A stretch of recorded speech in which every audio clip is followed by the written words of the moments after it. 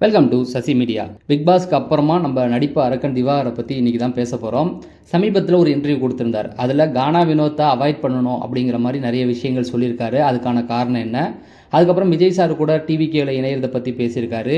இண்டஸ்ட்ரியோட அடுத்த சிவகார்த்திகேயன் நான் தான் அப்படிங்கிறத பற்றியும் சிம்புவை சமீபத்தில் சந்திச்சிருக்காரு. சிம்பு வந்து அவருக்கு ஒரு முக்கியமான விஷயம் சொல்லியிருக்காராம். இதெல்லாம் பற்றி தான் இந்த வீடியோவில் பேச போகிறோம். நீங்கள் நம்ம சேனலுக்கு வரது இதான் முதல் தடவை அப்படின்னா சேனலை சப்ஸ்கிரைப் பண்ணிட்டு வீடியோ லைக் பண்ணிருங்க. திவாகரை பொறுத்த வரைக்கும் பிக் பாஸ்க்கு முன்னாடி பிக் பாஸ்க்கு அப்புறம் அப்படின்னு ரெண்டு வகையாக பிரிக்கலாம். ஏன்னா பிக் பாஸ்க்கு முன்னாடி பொறுத்த வரைக்கும் அவருக்கு பார்த்தீங்கன்னா நிறைய நெகட்டிவிட்டி இருந்தது. இப்போ அதெல்லாம் கம்மியாகி கொஞ்சம் பாசிட்டிவாகவும் பார்க்க ஆரம்பிக்கிறாங்க.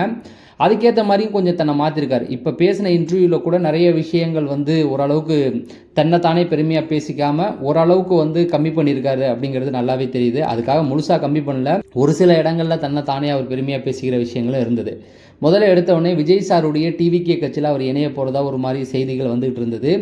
அதை அவர்கிட்டே நேரடியாக கேட்டாங்க, டிவிகேல நீங்கள் இணைய போகிறீங்களா, மதுரையில் மாநாடு கூட சக்ஸஸ் ஆகிருக்கு அப்படிங்கிற மாதிரிலாம் கேட்டாங்க. ஏன்னா அவர் மதுரைக்கார் தானே. மதுரை மாநாடு வந்து விஜய் சாருக்கு ஒரு பெரிய சக்ஸஸை கொடுத்துச்சு. அதனால் கேட்டாங்க. விஜய் சாரை பொறுத்த வரைக்கும் நான் ஒரு ரசிகனாக பார்க்குறேன். அவர் வந்து என்ன மாதிரி வந்தவர் தான். முதல்ல இப்போ என்ன வந்து இதெல்லாம் ஒரு மூஞ்சான்னு கேட்ட மாதிரி ஆரம்பத்தில் வந்து அவரையும் அப்படி கேட்டிருக்காங்க. ஆனால் படிப்படியாக முயர்ந்து இன்றைக்கி வந்து மேலே வந்திருக்காரு. நான் அரசியல் சார்ந்து எந்த ஒரு விஷயமும் பேச விரும்பலை, டிவிகேலையும் இணையில, ஆனால் ஒரு ஃபேன் பாயாக விஜய் சாருக்கு இருக்கிறேன் அப்படிங்கிற மாதிரி சொல்லியிருந்தாப்புல. அதுக்கப்புறமா பார்த்தீங்கன்னா சிம்பு அவர் வந்து கோயில்பட்டியில் சந்திருந்தார். அதாவது அரசன் பட ஷூட்டிங்கில் விஜய் சேதுபதினா இருந்தார் இல்லையா, அந்த இதில் போய் சந்திச்சிருக்காரு. அதுக்கு புழு சட்டை மாறன் வந்து என்ன போட்டார் அப்படின்னு பார்த்தீங்கன்னா, சிம்பு வந்து இவர் கூட ஃபோட்டோ எடுத்துக்கிட்டாரு திவாகர் கூட அப்படிங்கிற மாதிரி அவர் வீடியோவில் ட்வீட் ஒன்று போட்டு விட்டார். அதை தான் வந்து திட்டியிருந்தார். ஏங்க, அவர் என் கூட ஃபோட்டோ எடுக்கிறது எவ்வளோ பெரிய விஷயம், சிம்பு அவர்கள்லாம் அதை போய் வந்து இவர் மாற்றி போட்டு விட்டாரு அப்படிங்கிற மாதிரி சொல்லியிருந்தாரு. அது உண்மை தான். ஏன்னா சிம்பு கூட வந்து அவளை நினச்ச நேரத்துக்கு யாரும் போய் இப்போ பக்கத்தில் நின்ற முடியாது, அலோவ் பண்ணவே மாட்டார் சிம்புலாம்.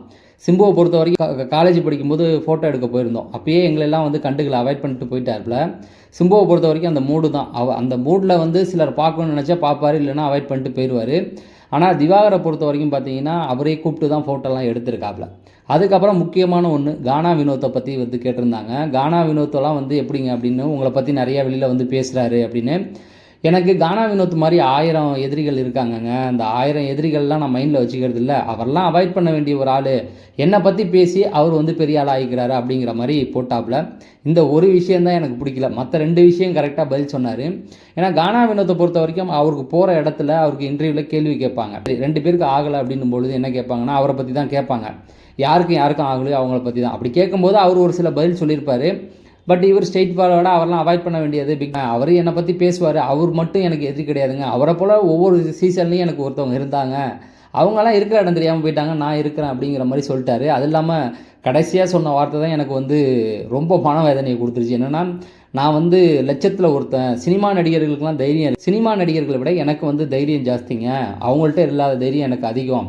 அதாவது லட்சத்தில் கோடியில் பிறக்கிற ஒரு குழந்தைக்கு தான் அப்படி இருக்கும், நான் தான் அந்த குழந்தை, அதாவது நான் ஒரு தெய்வ குழந்தை அப்படிங்கிற மாதிரி பேசிட்டாப்புல. கடைசியாக இப்படி முடிப்பாருன்னு நானும் எதிர்பார்க்கல. சிம்பு வந்து அவருக்கு ஒரு அட்வைஸ் கொடுத்துருக்காரு. அது என்னன்னு பார்த்தீங்கன்னா, எந்த ஒரு கான்ட்ரவர்சிலையும் மாட்டிக்காதீங்க, நல்லா வந்துகிட்டு இருக்கீங்க, அப்படியே போங்க, கண்டிப்பாக பெரிய இடத்துல வந்துடுவீங்க அப்படிங்கிற மாதிரி சொல்லியிருக்காராம். வினோத்தை நான் இக்னோர் பண்ணுறேன் அப்படின்னு சொன்னது எனக்கு ஒரு மாதிரி இருந்தது. உங்களுக்கு எப்படி இருந்தது அப்படிங்கிறத கமெண்ட் செக்ஷனில் சொல்லுங்கள். நம்ம அடுத்த வீடியோவில் சந்திப்போம். நன்றி, வணக்கம்.